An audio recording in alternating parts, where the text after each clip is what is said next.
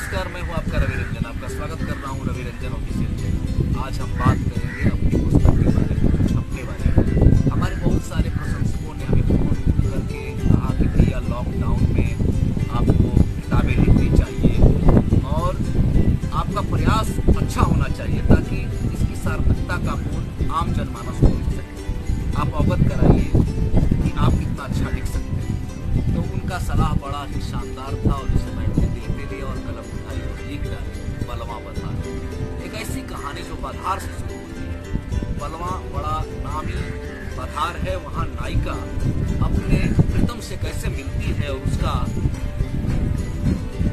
क्षण प्रति क्षण गुजारने की जो अवस्था है, उससे जब आप पढ़ेंगे तो आप बहुत बार रोएंगे, बहुत बार तड़पेंगे।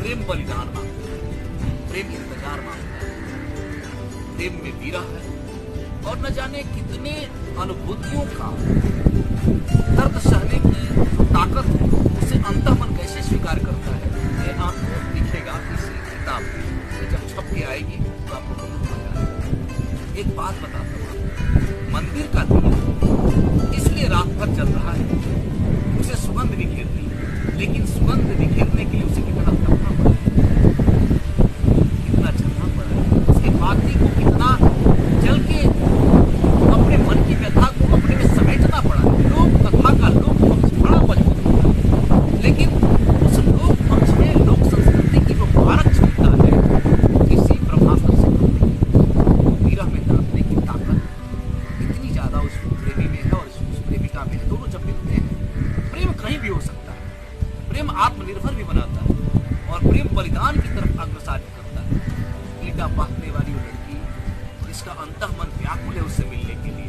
बहुआ बिनने के क्षण में जब दोनों डाली लेकर के उस पेड़ के पास जाते हैं और जैसे जैसे धूप तेज होती है बहुआ उतना धरती पर पसर रहा है, जैसे लग रहा है कि सोना बिल्कुल धरती पर बिखर पड़ा है।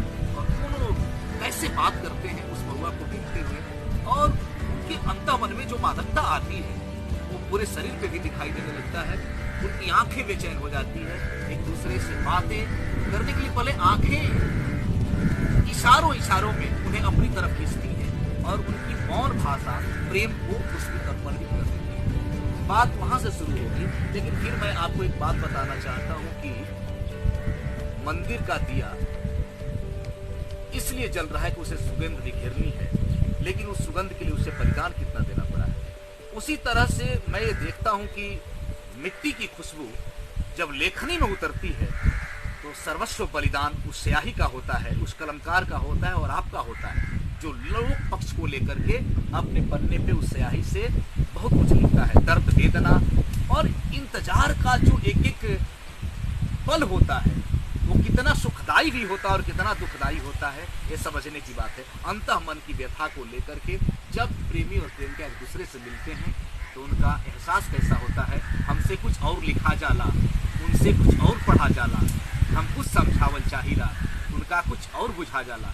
इहवा मनवा बेकल होला, उहवा अचरा पसरा जाला, इहवा पूजा के बाद भइल, उहवा मंदिर बहरा जाला, हमसे कुछ और लिखा जाला, उनसे कुछ और पढ़ा जाला, हम कुछ समझावल चाहिला, उनका कुछ और बुझा जाला। यानी प्रेम हम यहाँ से कर रहे हो और अनुभूति यदि आपको वहां बैठे बैठे हो तो मैं समझता हूँ इससे ज्यादा मारक क्षमता और किस में हो सकता है। इसलिए मैं समझता हूँ कि संजीवनी बूटी है और प्रेम जिसने किया है वो दोनों पक्षों को समझ सकता है। आइए प्रेम के इस खूबसूरत आयाम को हम बलवा बधार में पढ़ेंगे, लेकिन आप इंतजार कीजिए, मैं रवि रंजन आपको जोड़ते रहूंगा। प्रेम का पक्ष कितना सुखदाई और कितना दुखदाई है